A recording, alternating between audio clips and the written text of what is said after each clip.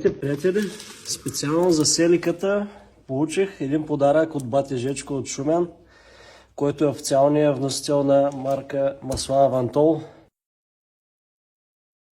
Немски производител. Немски са маслата. Спратил ми е масло за трансмисията. 3 бутилки. И стикърчета ми е изпратил. И флаер, ще ги разгледаме.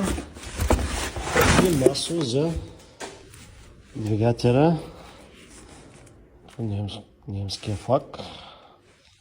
И адрес има, да се знае, че оригинално. Благодаря за подаръка бати Жичко.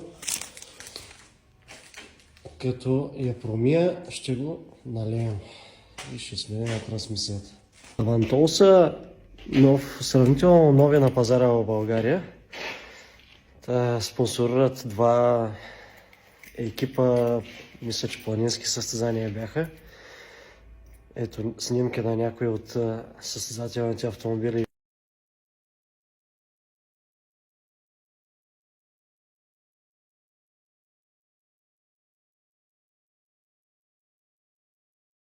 Само да подчертая, че човека ми го изпрати без абсолютно никакви уговорки. Просто пожела да ми спонсорира проекта, не е искал реклама.